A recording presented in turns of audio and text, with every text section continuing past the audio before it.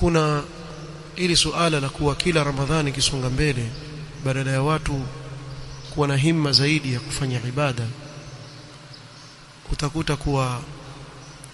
watu wapungua katika kufanya ibada, na hili ni jambo la ajabu sana.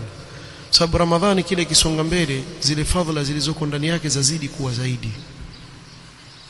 Tuseme kwa mfano ashul awakhir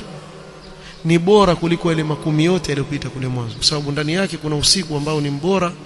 kuliko miezi 1000 ya ibada ambayo hakuna usiku kama huo. Kuna maneno mazuri ya al-Hafidh Ibn Rajab al-Hanbali rahimahullah ta'ala katika Lataif al-Ma'arif, asema na yalingana na sisi leo tulivyo: hadha ibadallah shahru ramadan qad intasafa. Na kweli sisi tuko katikati ya Ramadhani, enyi waja wa Allah, huu ni mwezi wa Ramadhani tayari umekatika, uko nusu. faman minkum hasaba fihi nafsahu lillahi wa ansafa, ni nani kati yenu nyinyi amejihesabu nafsi yake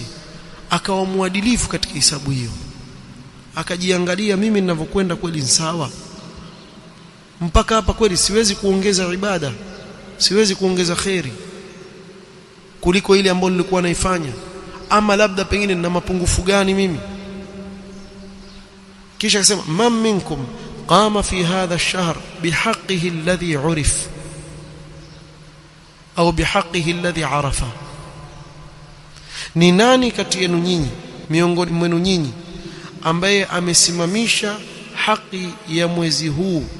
anayojua, na sote tunajua haki ya mwezi huu, kukithirisha katika kufanya ibada na mambo ya khairi, kukithirisha kusoma Qur'an, qiyamul layl na mengineo katika mambo ya ibada mbalimbali. man minkum azama qabla ghalqi abwabil jannati an yubna